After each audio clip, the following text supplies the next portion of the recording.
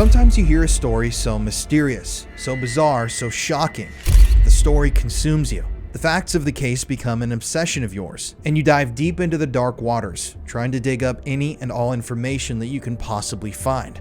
For me, one of those cases is that of the disappearance of Brandon Swanson, which remains, in my mind, one of the most mysterious and disturbing stories in the history of the United States of America. Brandon was your regular all-American 19-year-old kid from Minnesota.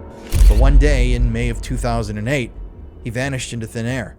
And to this day, not a trace of him, his body or his presence, has ever been found. Some people believe Brandon was murdered. Others believe he was kidnapped. Some believe he died on accident, fell into a well, or was run over by farm equipment. And others believe that he may have slipped into another dimension, or could have possibly been abducted by aliens. On today's episode, we're going to be investigating the story of Brandon's disappearance. And through doing this episode and other episodes like this, we aim to raise awareness about these cases and to keep people talking about them, because knowledge is power. You may look at these investigations and say that they don't matter, that nothing counts, that we're not investigators, but we're getting people to think about these stories, to bring them up, to talk about them with their own families, in the hope that somebody knows something. And in some of these cases, to keep pressure on local authorities to continue the investigations, to not abandon hope. We want to show people out there, whether they're armchair detectives or victims' family members, that some people out here in the general public still care about these cases, and that we also demand that answers one day be found. Welcome to the Conspiracy Files.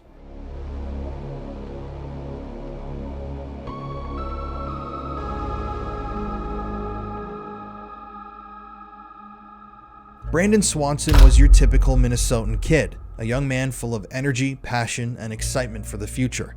A native of Marshall, Minnesota, situated in Lyon County in southwestern Minnesota, Brandon successfully completed his secondary education at Marshall High School in 2007. Following graduation, he opted to pursue studies in wind energy technology at the Minnesota West Community and Technical College campus in Canby, dedicating a year to this specialized field. Now, academic sessions at Minnesota West concluded for the year on May 13th, 2008. And in celebration, on the night of May 13th, 2008, Brandon commenced his planned celebrations at a small house party in Lind, Minnesota, attended by several of his friends and school acquaintances. Having recently completed a year-long vocational certification program in wind energy, Brandon was on the brink of graduation. That night at the house in Lind, he attended a modest social function described by attendees as an informal assembly of close companions. While he did indeed drink at this party, and throughout the evening ingested an undetermined amount of alcohol, one friend of Brandon's later on characterized the atmosphere of the party as subdued, and noted that Brandon did not at any point appear to be heavily impaired. In other words, yes, Brandon had been drinking that night, but according to those who knew him and saw him that evening, Brandon was not incredibly drunk, at least not to the naked eye. He wasn't staggering around, slurring his words, slurring his speech. Nobody was worried for him. He just seemed like, a normal guy at the party celebrating the end of the school year. Between approximately 10:30 and 11 p.m., Brandon left that first gathering at the house in Lind unaccompanied and headed over to another friend's home in the nearby town of Canby to bid farewell to a fellow student. Reports indicate that during his brief visit to this second social gathering, Brandon consumed an additional 1 shot of whiskey. His stay at the party was brief, and shortly after midnight, he set off on his journey back to Marshall, Minnesota. This was the very last time that anyone would ever see Brandon Swanson. Now, Highway 68 is a 2-lane thoroughfare that extends southeast from Canby to Marshall, Minnesota, and that was the most direct route to Brandon's intended destination that evening, a road that Brandon had navigated on numerous occasions in the past. However, evidence suggests that on that evening, Brandon deviated from his usual route and instead chose to drive down a network of rural gravel roads situated slightly northeast of the highway. It's believed that Brandon chose to take this alternate route home to avoid law enforcement officers. As he had been drinking that evening, it isn't that hard to believe why he would have chosen to take the back roads instead of the main road, the highway, that evening. But this obviously meant that instead of driving down a well-lit paved highway, Brandon would now be driving, slightly under the influence, down a series of dark, twisting country roads. And adding to the difficulty of this route, The gravel roads in that area don't run parallel to the highway. Rather, they intersect it at oblique angles, necessitating multiple sequential turns in a staggered configuration, meaning that he would be making some quick turns in the dark instead of essentially traveling straight back home. So Brandon had two options. He could either have taken the highway that he knew like the back of his hand all the way home, which was essentially, a straight shot. It was well lit, it was paved, but he would have possibly run into law enforcement. He was drinking that night, so that's why everybody believes that he took the, basically unlit gravel back roads. Now, I'm from South Dakota, and this story actually took place about an hour and 20 minutes away from my hometown, so I know what the gravel roads are like outside of these towns, and especially in small communities like, Lind and Canby. They are really just dirt roads flanked by, cornfields or whatever crops are growing. It's like a gravel path. There are no lights. There are no signs. These are just like, kind of twisting and turning hills of gravel that you have to, pay attention to while you're driving. Ultimately that night, Brandon arrived at a minimally maintained field road, which extended westward for approximately 1 mile. This unpaved gravel road, flanked on each side by expansive agricultural fields, was ill-suited for conventional vehicular travel. And this was where Brandon would unfortunately make some sort of a mistake. You see, while traveling down this road, at one point Brandon attempted to transition southward back onto a gravel road, misjudged the approach, and inadvertently drove himself into a roadside ditch. And this was a horrible place for Brandon to get his car stuck at, because the incline at this location was shallow, yet abrupt enough to immobilize the vehicle's undercarriage, rendering it incapable of moving either forward or backward. He was stuck on the side of the road, unable to move the vehicle or himself. The incident, where Brandon crashed his car into the ditch, according to records, occurred at approximately 1:15 a.m. Interestingly, the vehicle sustained no apparent damage, and there was no evidence of injury within the interior. After getting his car stuck in the ditch, Brandon initially attempted to contact 2 or 3 friends on his phone. He was calling frantically, trying to see who would pick up, but it was late at night, and when nobody answered his calls, he placed a phone call to his parents. The time at the beginning of that phone call was approximately 1:54 a.m. Talking over the phone to his mother and father, Brandon conveyed to them that he was stranded in a ditch somewhere between Marshall and Lind, and tried to provide them with his location so that they could come pick him up. Between 1:54 and 2:17 a.m., multiple calls were exchanged between Brandon and his parents as they attempted to locate him. But even though Brandon was providing them with clues to his location, they couldn't pinpoint exactly where he was at. And that's because at multiple points, Brandon told them incorrect information about his whereabouts. In one instance, he told his parents that he, at the time, was positioned just off of Highway 23. This was found to be incorrect, however, as he was actually located near Highway 68. He seemed to be confused and, in a way, dazed at the moment.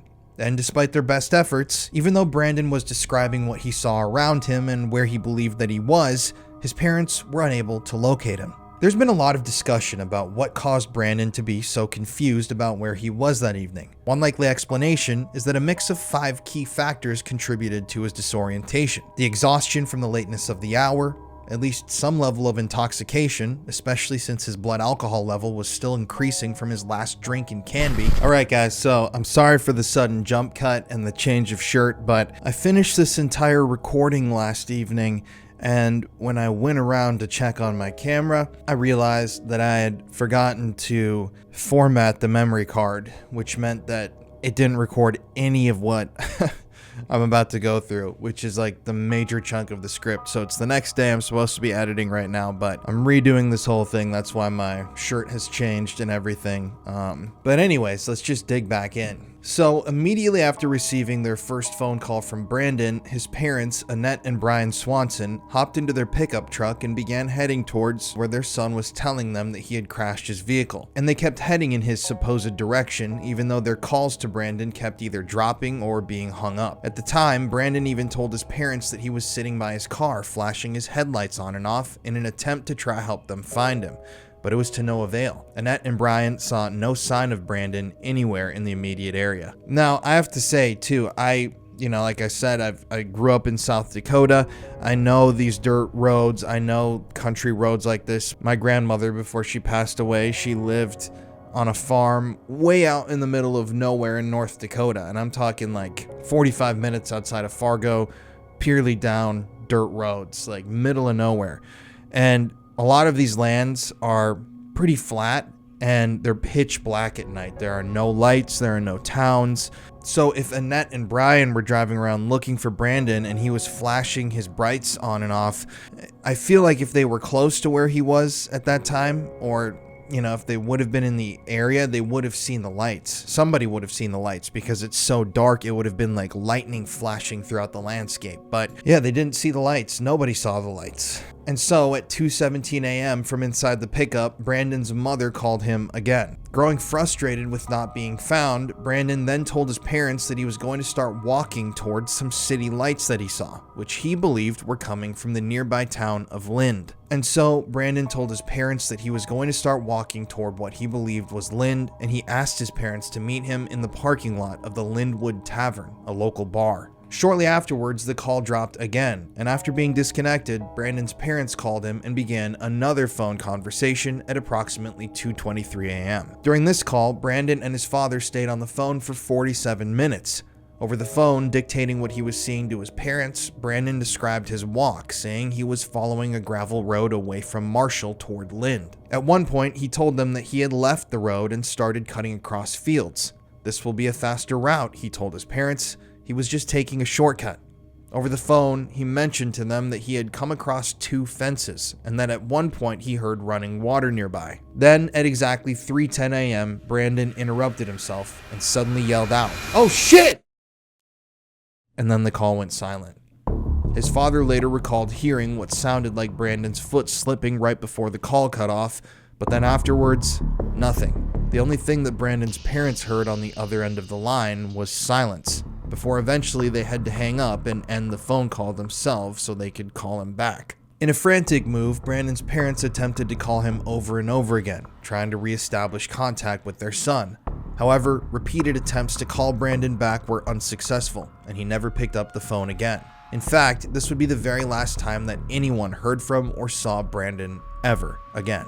His final words, "oh shit," remain an intriguing part of this mystery that no one has been able to fully explain to this very day. In the early hours of May 14th, the weather was mostly clear with a light wind of 6 to 9 miles per hour. The temperature was around 46 degrees Fahrenheit and dropped at one point to 39 degrees Fahrenheit.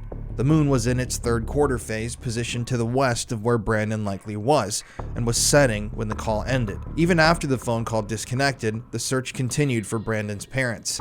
In fact, Brandon's parents continued searching for him all night, but by 6:30 a.m., they had become more concerned and decided to call the Lyon County Sheriff's Office to officially report him missing. But the local authorities weren't too interested in helping the Swanson family at that time.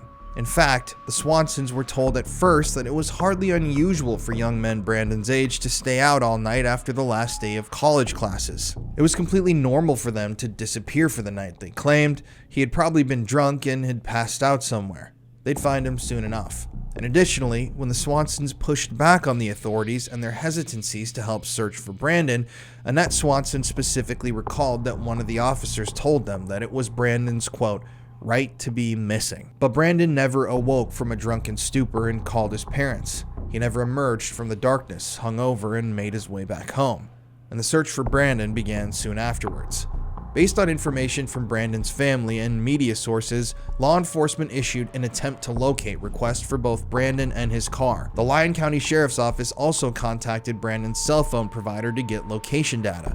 However, because it was still early in the morning, the carrier's offices weren't open yet, so no immediate information was available. Once the phone company opened that day, they quickly determined that Brandon's phone had last connected to a tower just south of Minneota, Minnesota. And this immediately led authorities to shift their search to that area.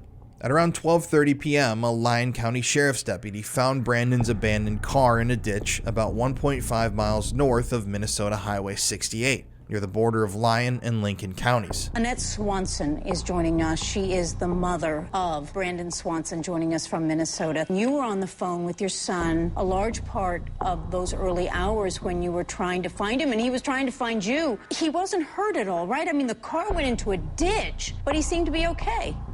correct. He said he was fine, that he was not injured, and, in fact, when we did find his vehicle, there was no damage to it. It was simply muddy from being on a gravel road, but no damage to the vehicle. What was it like that night to be going through this and so close to your son, but so far from your son? Yeah,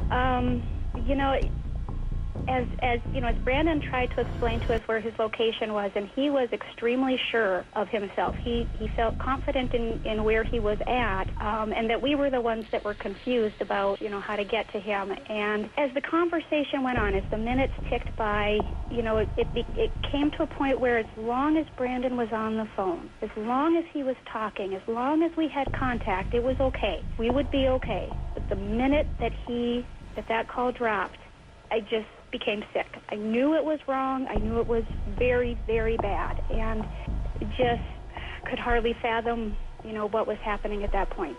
Oh, I can imagine. I mean, to take a breath. Now, when the call just hung up like that with Brandon in dire distress, I mean, those were the words that he seemed to utter when he said, "Oh." Did you try to call him after that, and what happened? Oh, yes, we did. We didn't immediately hang up the phone. We called his name. We tried to, thinking that he still had the phone, that it was very near him, that he could pick it up, he'd hear our voice, and we called out to him several times, and we realized, he's not there. We did. We called him back several times, thinking, he'll see the phone light up. Even if he didn't have it on ring, he would see his phone light up when the call came in. He'd find it. He'd answer the call, and it just didn't happen. Time and again, it just went unanswered. What time did you finally call police? I finally called the sheriff's department at approximately 6:30 in the morning. So right when the sun was coming up. The exact location of the car was recorded using Universal Transverse Mercator coordinates, and this discovery became the key starting point for the next phase of the search, as investigators tried to figure out Brandon's final movements and what had happened to him. Strangely, there's been little information leaked to the public to this day about exactly what efforts were executed on that first day in the search for Brandon. According to a media report, local law enforcement requested assistance from a search canine unit in Chippewa County, but the specific findings of this dog remain unknown. Additionally, it's documented that Brandon's vehicle was towed away on the first day of the search. Unfortunately, on the morning of May 14th, road grading operations were conducted in the area, which inadvertently erased any potential footprints or other trace evidence that could have been useful in the search for Brandon. So incredibly poor timing on that. The county was actually doing road grading and road maintenance that morning, so any footprints, any tire tracks, maybe if there was even blood that had dripped out of Brandon from some sort of an injury, I don't know what they would have found, but those maintenance cars cleared all that stuff, off of the gravel road. So any of that evidence that could have existed was immediately bulldozed. And so the day of May 14th, 2008 ended, and nobody had found a single trace of Brandon Swanson. It was literally as if he had vanished into thin air. Interestingly, though, Lyon County Sheriff Joel Dahl noted that from a general vicinity of the search area, a red beacon atop a grain elevator in the nearby town of Taunton was clearly visible. It was theorized at the time that Brandon may have mistaken this distant red light for Lind, Minnesota, leading him to believe he was closer to town than he actually was. But it is bizarre. There weren't any immediate big city lights, popping out anywhere. No light pollution, nothing crazy that authorities noticed that would have made sense with what Brandon was telling his parents. He was telling them he was walking towards the bright lights, the bright city lights, and they just didn't see what Brandon, could have necessarily been talking about based on where his car crashed. The next day, on May 15th, 2008, at approximately 11 a.m., members of the Codington County Search, Dive, and Rescue Team arrived in town at the request of the Lyon County Sheriff's Office. Initial efforts to find which direction Brandon had traveled in on the night of his disappearance using scent tracking dogs proved to be unsuccessful. However, once the dog's handlers switched to a different scent article, basically used a different item of Brandon's to try to determine his scent and track that scent, one bloodhound was able to pick up a trail. The dog led search teams south from Brandon's abandoned vehicle for half a mile before turning west onto nearby 390th Street. The trail then proceeded 1 mile west, turned north onto County Road 16 for another half mile, and veered west again onto the driveway of a deserted farm. From there, Brandon's scent continued for a quarter of a mile before leaving the driveway and following the Yellow Medicine River northwest. At one point, the bloodhound entered and then exited the river, leading its handler to suspect that Brandon may have fallen into the water at that location. However, the scent trail was picked up beyond the river, moving toward a drainage area and eventually stopping near a gravel road marking the boundary between Lincoln and Yellow Medicine counties. This showed authorities that, even though it appeared that Brandon had stumbled into the river, it seemed as though he had crawled out and continued on his walk towards what he believed was a nearby town. Interestingly, the bloodhound's findings align with Brandon's 47-minute phone conversation with his father. Throughout their discussion, Brandon described traveling along gravel roads before deciding to cut across open, grassy land. Over the phone, Brandon mentioned encountering 2 fence lines and hearing nearby running water. The search terrain in the area near the river is rugged, covered with dense vegetation, and scattered with animal dens. Additionally, Brandon was congenitally blind in his left eye, which likely affected his depth perception, especially in the low-light conditions that he was working with on the night of his disappearance. Given that the moon was setting at the time that he vanished, Brandon would have been left to navigate the rugged terrain that evening in near total darkness. If one factors in an average walking speed of 1 to 3 miles per hour, then Brandon could have been anywhere from 3/4 of a mile to 2.5 miles away from his car when the phone call abruptly ended. The point where the dog entered and exited the river falls within that estimated range. To some people who study this case, it seems the most plausible that Brandon may have stumbled upon an unseen hazard, tripped or lost his balance while navigating the rugged and uneven terrain. In the process, he may have dropped and broken his phone, whether due to water exposure, impact damage, battery displacement, or simply an inability to locate it in the dark. In addition to the bloodhound, 2 other search dogs scoured the area near Brandon's vehicle and along the Yellow Medicine River. Numerous spontaneous volunteers joined the search, and a team from the Department of Natural Resources conducted a boat patrol along the river. The strongest theory, based on the bloodhound's tracking results, suggests that Brandon may have fallen into the river and drowned. While this remains a primary focus of search efforts, alternative possibilities do exist. For instance, Brandon may have lost or broken his phone and just continued to walk. Notably, despite the bloodhound entering the river, it later exited and continued tracking purposefully, implying that the scent trail did indeed persist beyond the water's edge. The dog followed the trail up to another gravel road before it suddenly and abruptly lost the scent, which could indicate either an extended trek or the natural limits of the bloodhound's scent tracking abilities. Given that the trail stretched over 3 miles, it's considered a relatively extensive tracking result. Following the initial search, which yielded no definitive evidence of Brandon's whereabouts, most formal efforts were suspended. However, Sheriff Jack Vizecki, a law enforcement official who has remained committed to finding Brandon over the years, maintained a persistent search, systematically walking a 2-mile stretch of the Yellow Medicine River daily for a duration of 30 days. Meanwhile, the Swanson family continued to leave their porch light illuminated each night, an enduring gesture symbolizing their hope that Brandon would either return or be located. However, as you know, Brandon never came home. How sad is that? His family leaves an actual light on their porch, hoping that one day Brandon will make his way back home. He's lost somewhere. He doesn't know where he is. They're hoping that he just knows how to find his way home, so they left the light on just in case one day he came back. But unfortunately, it's been almost 20 years and no trace of Brandon has ever been found. So search operations recommenced later that autumn, once the crops planted shortly after Brandon's disappearance had been harvested. Cadaver dogs deployed during these renewed efforts at one point actually detected potential traces of human remains in an area northwest of Porter, Minnesota, an area which had not been previously examined. These efforts were further intensified that next spring, during the interval between the thawing of winter snow and the onset of the next planting season, a cyclical process that persisted through the year 2011. By the year 2011, approximately 122 square miles of the area surrounding the location of Brandon's disappearance had been systematically searched by law enforcement, local authorities, and volunteers alike, but no trace of Brandon was ever located. Not a single piece of clothing, not a shred of DNA, not even his cell phone. He completely vanished. In 2010, jurisdiction over the case was assumed by the Minnesota Bureau of Criminal Apprehension, which became the lead investigative agency tasked with solving the case. The Bureau shortly afterwards established a dedicated tip line specifically for the case of Brandon Swanson, through which 90 leads had been reported by 2015. As investigative efforts continued, the primary area of focus shifted towards Mud Creek, a tributary of the Yellow Medicine River situated north and northwest of Porter. But still, to this day, no trace of Brandon has ever been found. So, that's incredibly bizarre. This whole thing is bizarre.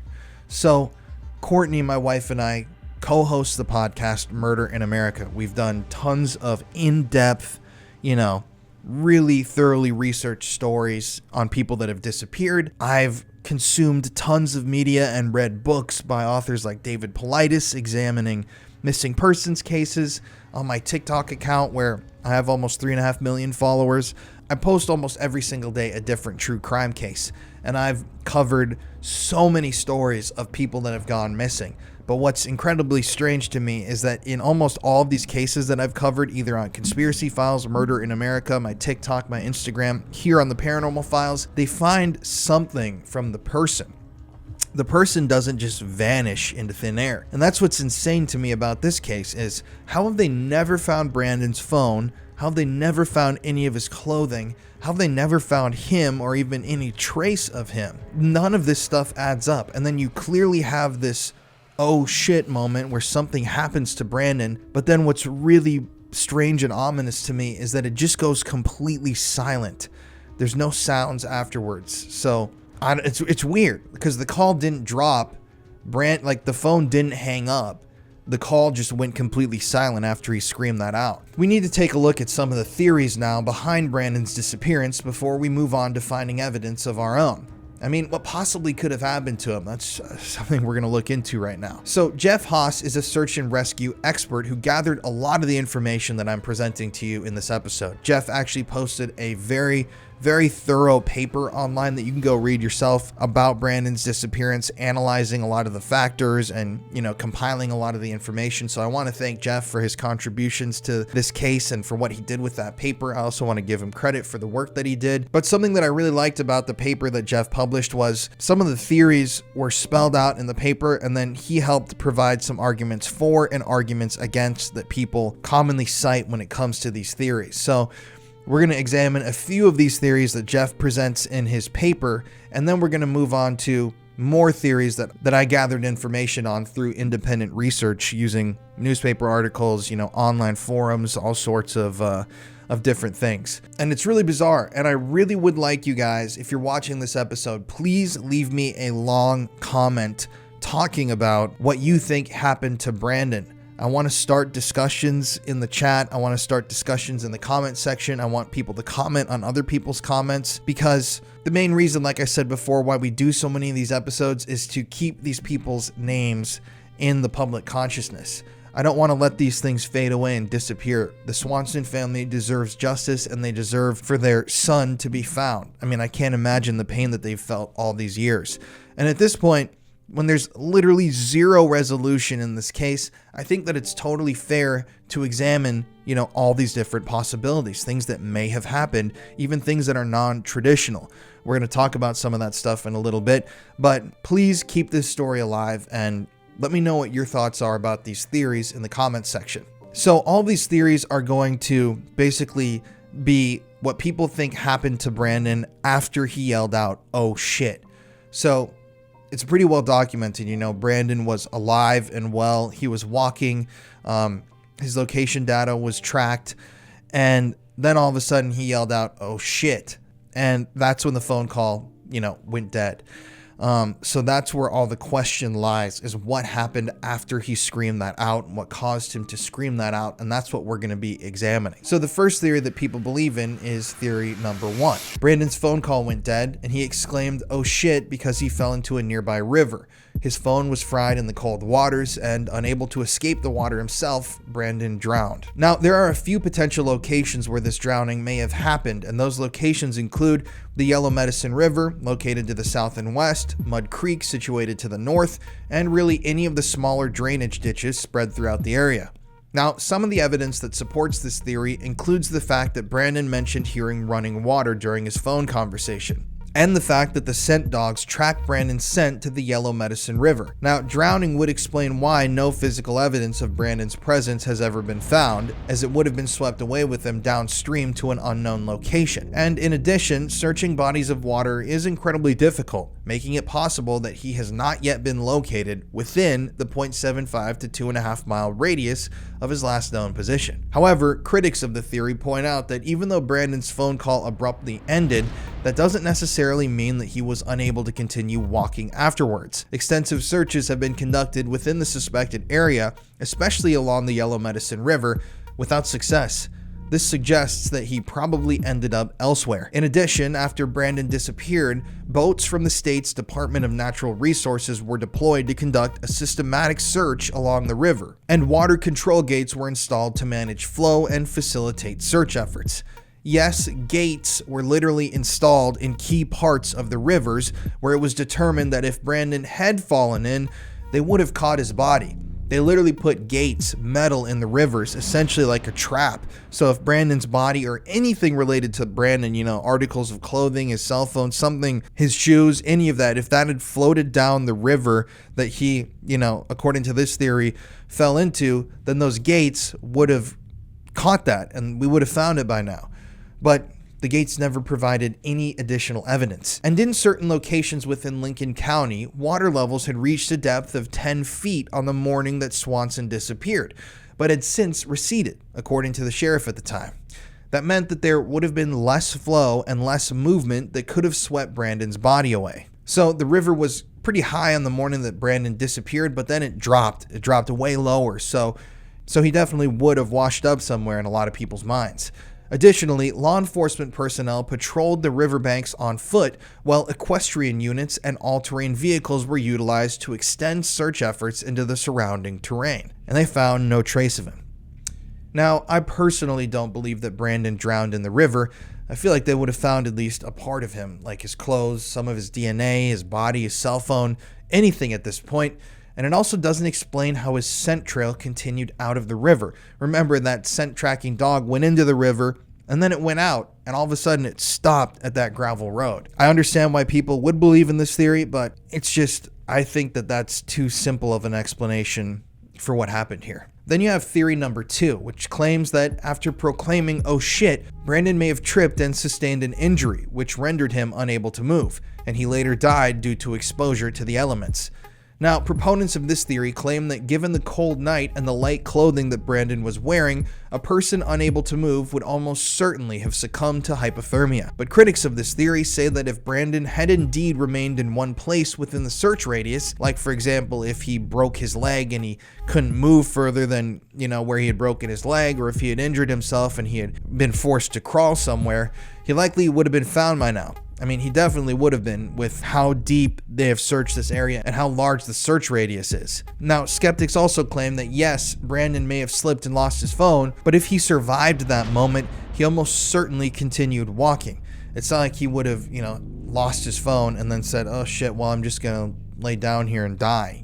He would have kept walking. I also don't believe this theory because I think it's once again too simple. And if he would have laid down and died somewhere, they would have found him by now. They would have found his phone, they would have found Brandon, they would have found his clothing, they would have found some sort of remains. But we have to move on to theory number 3. So theory number 3 states that Brandon may have gotten wet from falling into the river, from walking through wet grass or sweating, which led to hypothermia over time and then subsequent death. Now, people who believe in this theory state that there's no guarantee that Brandon stopped moving once his phone cut out. Phones, as we all know, are fragile and can be easily dropped or damaged. And despite extensive searches within the estimated range, Brandon has not been found, which has led many people to believe that he's, in fact, nowhere in the immediate area. According to Robert Coaster in Lost Person Behavior, studies show that in many missing person cases, searches often fail to check beyond the statistical median range. In this case, the median distance is 1.3 miles, which has already been searched very thoroughly. And this means that there's still a 50% chance that Brandon is located somewhere beyond that distance. But critics who don't believe in this theory state that, once again,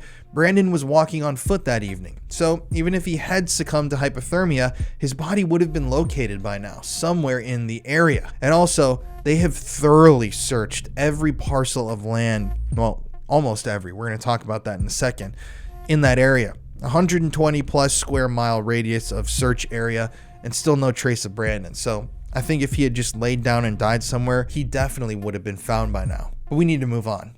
So theory number 4, and this is a pretty popular theory, states that while walking, Brandon may have fallen into an old well, an outdated cistern, or an underground storage tank, was thus trapped and was unable to escape.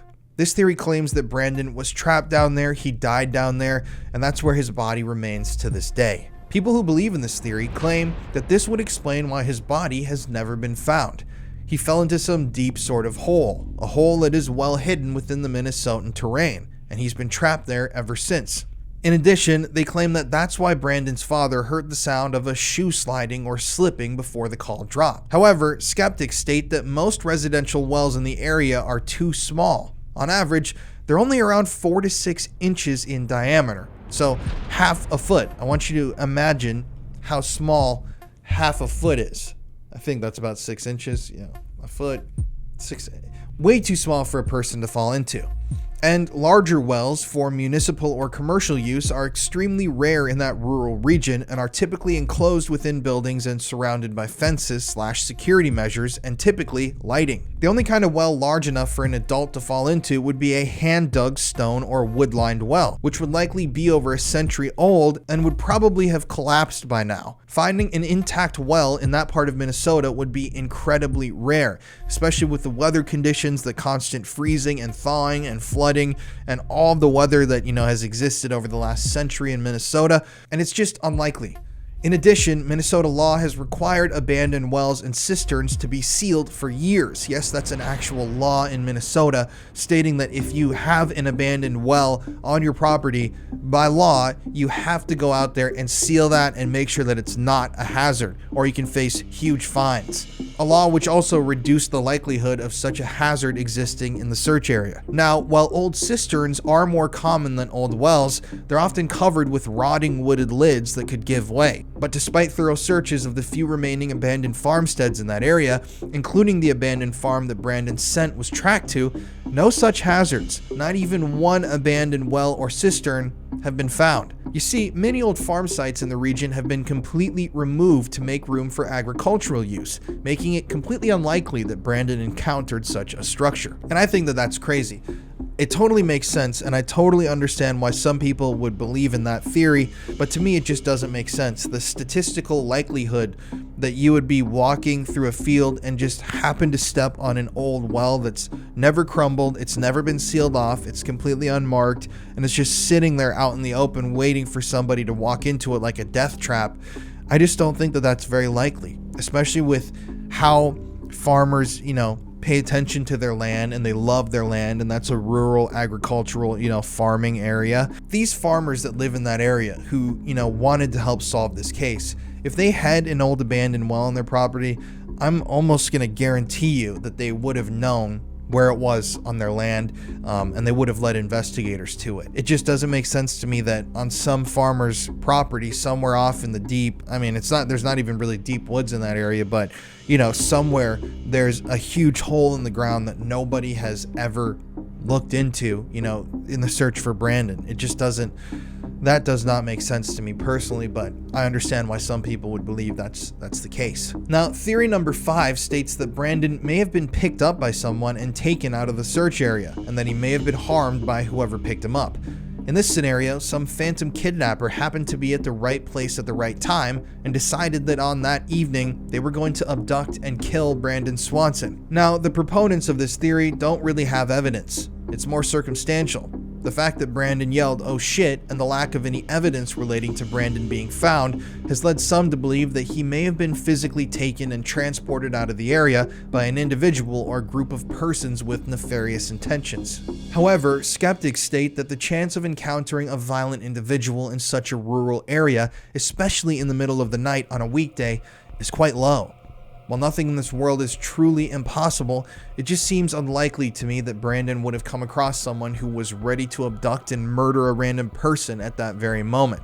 Some people also believe that Brandon may have been abducted by sex traffickers, but the skeptics kind of state the same things about that theory. There's no real evidence and no real reason to believe that that would be the case. Theory number 6 states that on that evening, Brandon may have hitched a ride from someone and started a new life elsewhere. Evidence for this theory doesn't really exist. It's just a thought or a concept. There's been no trace of Brandon ever found or recovered anywhere on Earth. If he had really escaped the area and started a new life, I believe that someone would have seen him or reported seeing him by now. In addition, at the time of his vanishing, he had his whole life ahead of him. He had a loving family and good friends. And also, skeptics state that Brandon didn't appear to have any financial resources, means of support, or a prior intent to disappear voluntarily. He didn't have the money to disappear, he had no reason to disappear, so I don't know why he would make himself disappear. Now, one of the most popular modern theories, theory number 7, is that Brandon may have accidentally been run over by a farm vehicle the next morning after laying down in a field due to exhaustion or hypothermia. This is a theory that I've heard and seen discussed many times online about this case. So the theory basically states that Brandon indeed was suffering from, hypothermia or some form of exhaustion. Maybe he got out of the river and he was soaking wet and, it dropped to almost freezing temperatures. So maybe he lied down in a field. So maybe on that evening he went to lay down in a field. He wanted to take a nap and he either fell into a really heavy slumber or he died. Then this theory states that after that, in the morning, a farmer who got up early at the crack of dawn to go work the fields was operating his farm equipment, and he accidentally ran over Brandon's body as he was laying in the field. People who believe this theory also believe that after having run over and mutilated Brandon's body, the farmer may have chosen to cover up the accident rather than report it. Interestingly, I will say this, there is some compelling evidence for this theory. This kind of ties into what we talked about before. Like I said, about Brandon laying down and the hypothermia that people believe he may have experienced. But this theory posits that shortly afterwards, that farmer that was working on their field after Brandon laid down ran him over with a large piece of equipment. Imagine like a combine or something like that. And interestingly, one of those scent dogs actually led investigators to a nearby farm when they were searching for Brandon, and Brandon's scent was reportedly detected on a piece of farm equipment there.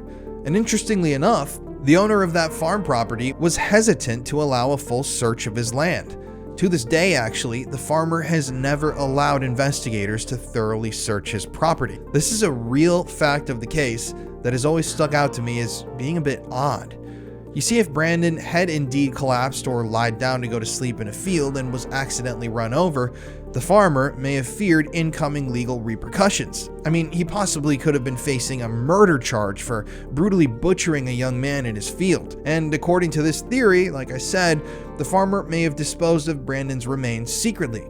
Feeding remains to livestock, in fact, would be a possible and viable method of covering up evidence. On Murder in America, we've talked about murderous farmers that have fed corpses to pigs, so it's not too far-fetched, and the fact that the guy won't allow a search of his property is just bizarre. However, skeptics claim that no direct evidence has been found to support this theory. No DNA, no body, nothing. They also state that even if Brandon had been in a field, it's unclear why he would not have been found before morning and why he wouldn't have been awoken by the roaring sounds of farming equipment. There's also no direct evidence, and that's all pretty circumstantial stuff. Maybe the dog was confused.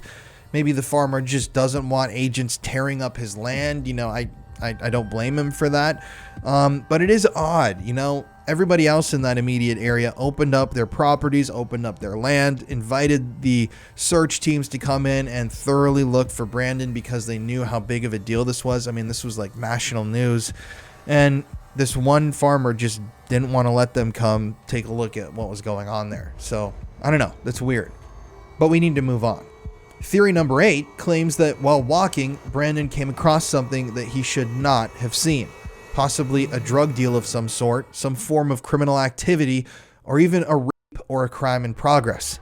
It's believed by some that that's the reason why Brandon shouted, "Oh shit," in surprise. He may have then dropped or disconnected his phone, was chased, and was then abducted and killed by the criminal who was caught in the act. It's also posited by some believers in this theory that Brandon may have accidentally walked into the wrong field or farm property, maybe a local farm that was growing illegal substances or plants, and that the farmer, trying to maintain control over his operation and the secrecy that they cultivated, murdered Brandon in an attempt to keep the police away from their property. It's interesting. I've heard a lot of people say this, maybe Brandon was walking through a field and he came across something he shouldn't have seen. He looks up, he sees this farmer holding up a shotgun pointed at him, and he yells out, "Oh shit," boom. The farmer shoots Brandon. At the same time, the bullet, if it's a shotgun, the spread may have taken out Brandon's cell phone, which could have led to the silence. There's also the thought that maybe the farmer, snuck up on Brandon if he was looking at something he shouldn't have seen and clocked him in the back of the head with a shovel. It's unknown. But once again, there's no direct evidence to support this theory other than the theory itself. But then again, in this case, there really isn't any evidence at all. The evidence that exists mainly exists to debunk other theories. So I'm not completely ruling that one out. It's also been reported in various outlets that when Brandon's car was discovered, it was found with the doors wide open. Were the doors opened after the fact by criminals looking to cover their tracks? Why were the doors all open in the first place? Another question that I have is, did they ever check the car for any fingerprints or DNA evidence? To my knowledge, they did not. But we have to move on. Another theory number 9, states that Brandon may have been walking down the road where he was run over and killed by someone who was driving home late at night that evening. Brandon was possibly crossing that dirt road where his scent ended, and someone was speeding down the road, maybe with their lights off. They could have been drinking and driving since it was that time of night after bars closed. They hit Brandon, they killed Brandon, and then the driver panicked, packed up Brandon's body, and sped away. And once again, to reiterate, on the morning of May 14th, the morning that Brandon went missing, road grading operations were conducted in that immediate area, which inadvertently erased any potential footprints or other trace evidence that could have been useful in the search for Brandon. So, if there were other tire tracks or footprints in any roadways nearby, they were erased before they could have been discovered. And that's interesting. I mean, if Brandon really was hit, you'd imagine there would have been like swerve marks. There would have been, I don't know how you'd even describe that, like a tracks in, the dirt and the gravel in that area. Maybe there even would have been a blood stain or something found, but those road grading operations completely erased any chance of finding stuff like that. But it would explain to some people why Brandon's scent ended in the middle of that dirt road, and then randomly it just vanished. If someone really did hit him there and they put him in the back of their car and drove him off somewhere, I mean, that's totally possible too. An additional theory number 10, states that Brandon may have been being chased on the evening of his disappearance. This theory posits that Brandon took the back roads that evening because he was being pursued by some phantom villain. They also claim that this explains why Brandon swerved his car into a ditch on a very straight, clean-cut road. It is interesting, you're going to see this in the video when we visit the road in just a few minutes. It's a very, very straight road, and it doesn't exactly make sense as to how he ended up in the ditch. I understand that, he may have been trying to do some sort of a maneuver and accidentally went over, into the ditch area, and that's where his car bottomed out essentially. But it is weird because it's a very straight, kind of obvious wide road. It's not like a swerving country back road like you'd see in Ireland or England. Believers in this theory also state that Brandon would not have told his parents if he was being pursued by someone. Maybe he owed someone some money, he had pissed someone off at one of the parties he attended, or he was in with the wrong crowd and they had chased him down to collect on a debt. Once again, there's never been any direct evidence found that would support this theory. But people who believe this theory think that it might have been some sort of a drug debt, that Brandon was late on some sort of a payment. He had, gone in debt with these people that were giving him substances, and for some reason they were really pissed off. He had shorted them and they came to collect. Now, after his disappearance, a pipe was found in Brandon's vehicle.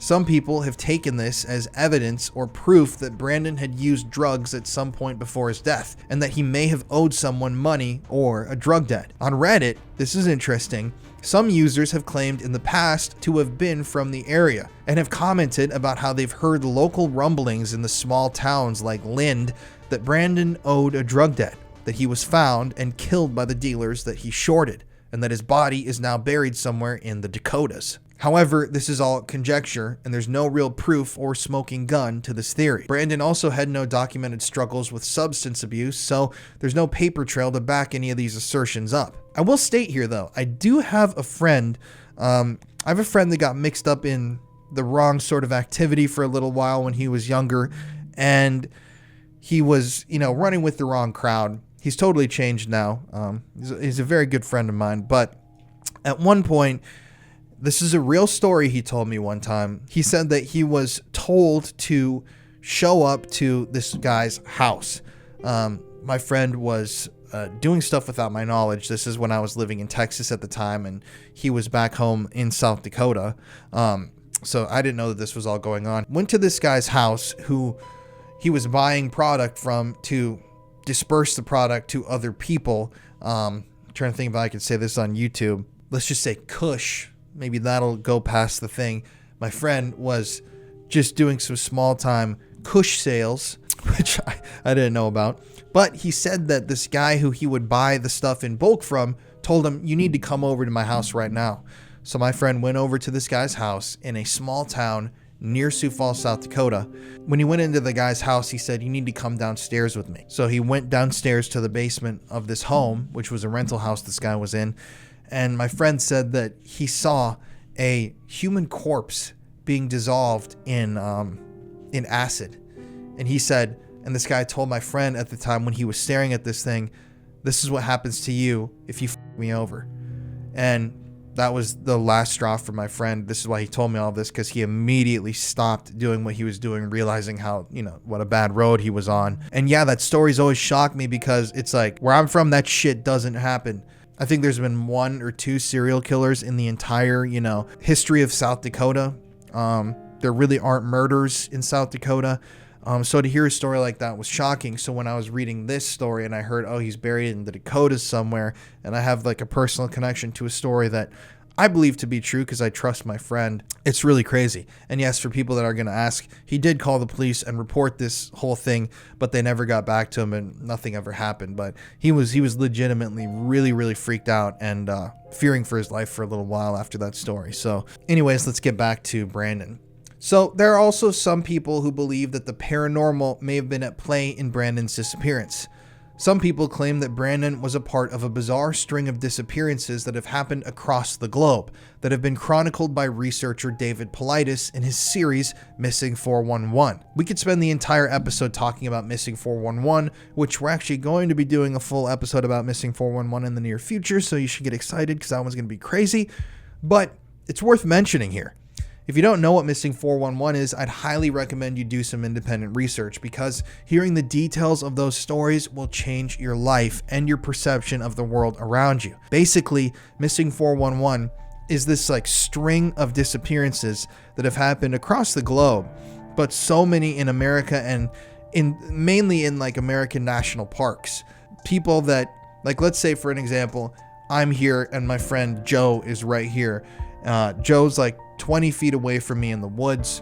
We're hunting. We have rifles. We're walking through the woods together. We're talking to each other. I can see him clearly through the trees. And as we're walking, we pass by a big tree trunk.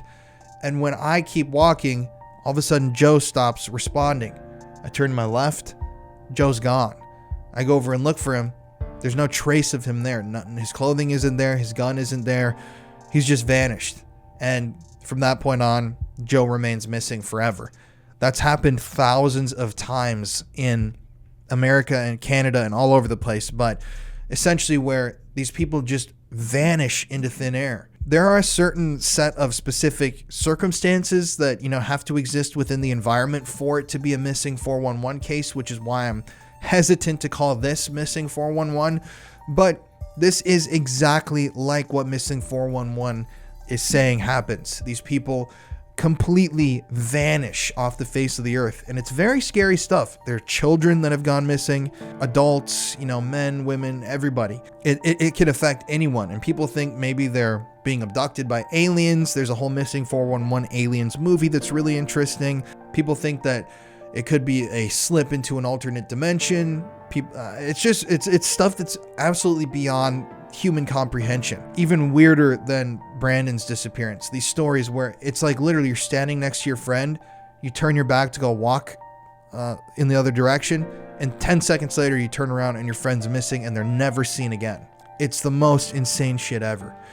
So some people believe Brandon is one of those cases. He was in nature after all, and he was never found again. But some people also claim that they believe Brandon may have slipped somehow into another dimension, and that explains why no trace of him has ever been located. I do want to express here that we are not trying to trivialize the disappearance of Brandon Swanson. We're not trying to sensationalize any of this. In my opinion, I believe in the paranormal, and I believe in all of these things. I believe people have been abducted by aliens. I believe Missing 411, thousands of people have vanished into thin air with no explanation, which could be aliens, could be dimensional time slips. I don't know what it could be, but I genuinely believe in this stuff. And I feel like in a case like this, when there's no leads and no information, it's like exploring the unknown angles of this are interesting and important, because I just have an open mind, and having an open mind is incredibly important in this line of work. We're not trying to solve crimes here on this channel. We're trying to dig up evidence of our own, especially with crimes where investigators have failed. I'm not necessarily saying there was a failure here, but they have failed to find any trace of Brandon. In a lot of the other cases, we are investigating crimes where detectives have completely ignored evidence, where detectives have been bribed and corrupted, and where perpetrators have been allowed to get away. And the goal of these videos is to raise awareness about this stuff and keep people talking about it in whatever way that we can. I've worked with victims of crimes to help them tell their stories on my podcast, on this upcoming documentary I've spent the last year on, all these different things. I've interviewed perpetrators of crimes to try and get an idea of why they've done these things, and I've even worked with like Nico to expose darker elements of the world. Like, Nico's a dark guy, but these elements of the world are so much darker. It's so dark that even he's disgusted by it, and no one talks about this stuff. So we're just examining things holistically here, and this leads into the final theory. Finally, with all the strangeness surrounding Brandon's disappearance, people have claimed that it's possible that Brandon was abducted into the sky by aliens or some form of intelligence from outer space. They claim that this is why Brandon proclaimed, "Oh shit," and that this is why no trace of him has ever been recovered, which seems to be almost impossible in this day and age. Now, I want you to think of it like this. I don't want you to think that Brandon was walking down the street and this flying saucer like a UFO hovered over him and beamed him up like Star Trek. What I'm positing here, as someone who could potentially believe that this theory could be possible, there have been tons of people who have been abducted by these things. Same with, Missing 411, people that just vanish. It's not like a Hollywood movie where these UAPs are like, saucers.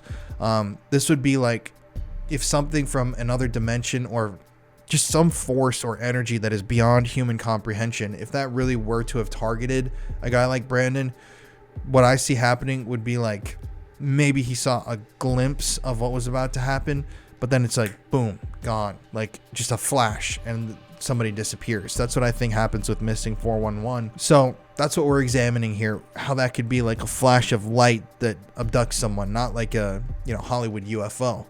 And interestingly, Minnesota has had a long and colorful history of UFO sightings and potential abductions. Now, one of the most shocking UFO encounters in Minnesota history, in fact, was reported to authorities and to national news outlets by Marshall County, Minnesota Deputy Sheriff Val Johnson in 1979. And this story is absolutely insane. So, Officer Val Johnson reported that while conducting a patrol near Stephen, Minnesota at approximately 2 a.m. on August 27, 1979, he observed a concentrated beam of light hovering above the roadway. According to Officer Johnson's account, the beam of light emanating from the sky rapidly advanced towards him, enveloping his squad car in an intense illumination, followed by the distinct sound of breaking glass.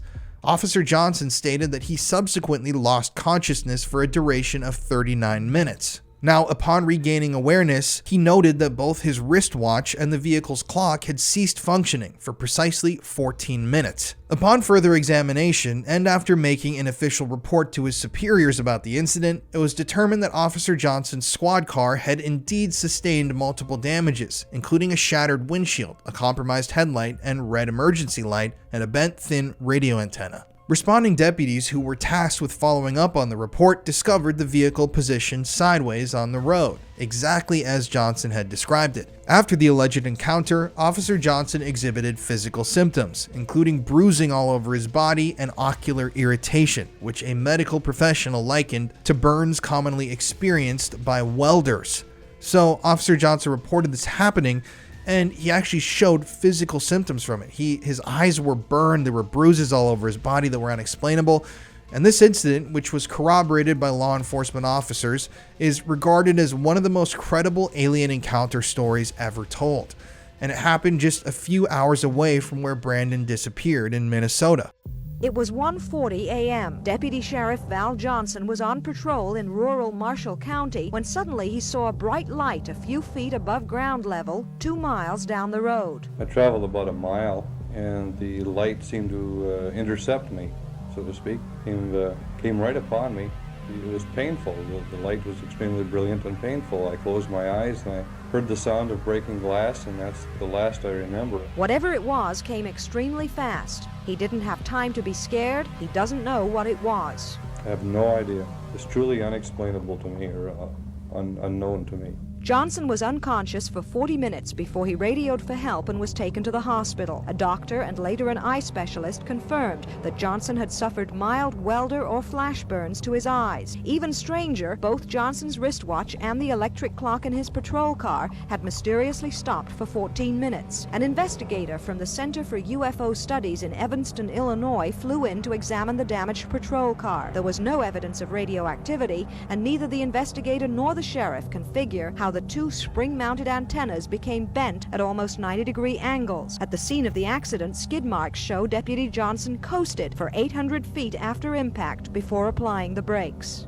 The area around here has been searched, but nothing's been found. All kinds of small airplane theories have been bandied around, but Deputy Johnson clearly remembers hearing no engine noise. And nothing explains the 14-minute lapse in the two timepieces, nor the peculiar bending of the antennas. It's a mystery, or as the UFO investigator from Illinois said, it appears to have been a close encounter of the second kind. 36 years later, the deputy's squad car is in the Marshall County Museum. And then, of course, the windshield is broken, something you can see where it hit. Herb Morstead was a fellow deputy at the time. The broken headlight and the dented hood, the antennas warped in different directions. Whatever happened, there was evidence. The dashboard clock stopped for 14 minutes. You can see that it wasn't Val Johnson's head, for example, that hit there, because it's in the wrong place. Too low. Yep, way too low. Didn't seem to be any airplane out way faster than something like that. We do believe that our deputy had an encounter with something that we haven't been able to explain yet on this date. Conspiracy theorists are still trying to solve what law enforcement, mechanical inspectors, and the Center for UFO Studies could not. I don't know what happened. I know in my own mind I did the best job we could with me and my department to investigate and find out what went on, and all we found out is we don't know. Do you believe in UFOs? Yeah, I kind of do. There's got to be something more than us around. In fact, according to the National UFO Reporting Center, which verifies and debunks thousands of reports each year, there have been over 2,100 credible reports of UFO sightings recorded in Minnesota, spanning all the way back to the year 1932. Most of these sightings involve phantom lights that travel through the skies, lights which seem to emit no sound at all, silent alien objects that move rapidly and zigzag around before vanishing up into the sky. There are also a few other interesting reports I'd like to talk about that have emerged from Minnesota over the years. 2 documented reports of UFO sightings were officially recorded in Minnesota during the year 1965. The first incident involved Arthur Strouch, a deputy sheriff from Sibley County who was returning home from a family bow hunting excursion when he and his companions observed a metallic silver-hued object moving through the sky at an extraordinary velocity. Strouch successfully captured an image of the UAP using his Kodak Instamatic camera, an image to this day that has yet to be debunked. In another account, KEYL Long Prairie radio announcer Jerry Townsend reported that his vehicle suddenly stalled while he was driving along Highway 27. Upon investigation, he claimed to have encountered an unusual spacecraft resembling a rocket. Townsend further asserted that he was approached by 3 diminutive beings, each approximately 6 inches in height, with cylindrical forms resembling beverage cans, equipped with small appendages resembling fins. According to his report, the entities eventually departed, leaving behind 3 distinct oily residue markings on the roadway. Now, this is really interesting. So, the sheriff who made that first report we talked about where the light beam destroyed his car, the sheriff from the second report we talked about where they saw that thing zipping through the sky, and this radio announcer who saw these beings on the side of the road, they were all on country gravel roads very late at night.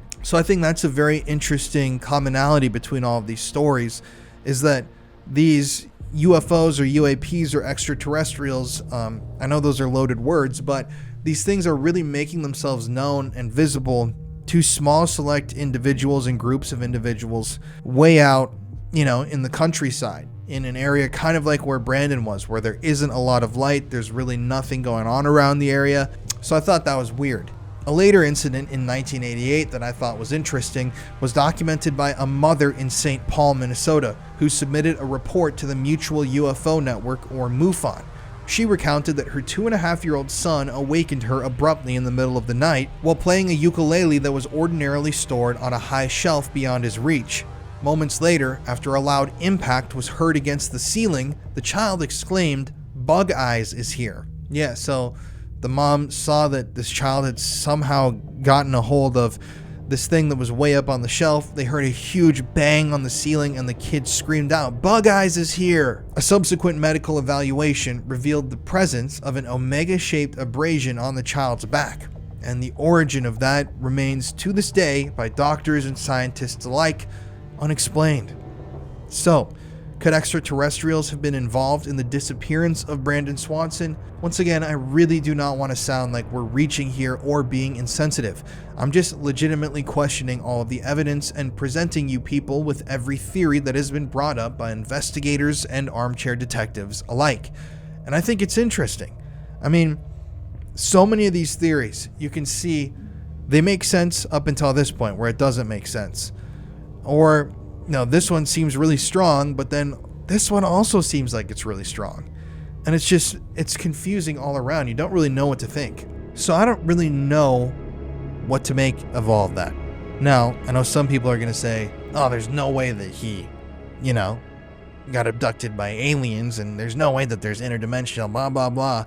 But in a case like this where there's no clear explanation, I feel you have to at times reach beyond the realm of human comprehension, because missing 411, if you've never looked into that, I need to do an episode on that soon. It is crazy. And I'm not alleging, that Brandon was abducted by aliens, and I don't want to seem like some sort of a lunatic, but it is just interesting. It's interesting to examine these things from every single angle, because as we know, the United States government knows so much more than they'll ever let on to, whether it's about, our weapon abilities, our energy capabilities, extraterrestrials, life at the bottom of the oceans. I mean, they know so much. And I've even heard some people theorize that the United States government themselves are the ones abducting people to experiment on them. Like, I've heard lots of crazy things, and I've gone down lots of crazy rabbit holes, but I just want the truth in all of these stories. And I don't know.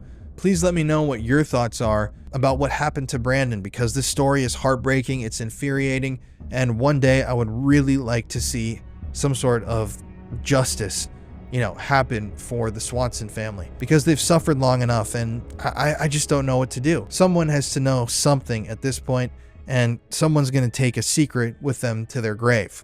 I don't know if someone's found Brandon on their property and they've never reported it. Maybe the farmer did kill Brandon. Maybe Brandon did slip into some interdimensional, time slip. Or maybe he's just somewhere in the river still. I don't know, but I just really hope that one day there is some form of closure. if you've enjoyed today's show and you're listening, please make sure, you can do this on YouTube too, and you could really help me out. Please leave a 5-star review on either Apple Podcasts or Spotify. Those reviews really help, and it also kind of sucks because people can write whatever the hell they want on there. So I've gotten people like accusing me of being a predator because that's all that I talk about on this show, which is just insanity. But yeah, if you guys could go spam those reviews, that would be amazing. Be sure to like and comment on the video if you're watching on YouTube, because that helps the channel grow. But yeah, if there's ever any update, I'll keep you guys updated on this case. But for now, it's Colin. Thank you for watching. Keep that tinfoil hat on, stay suspicious, and I'll see you next week.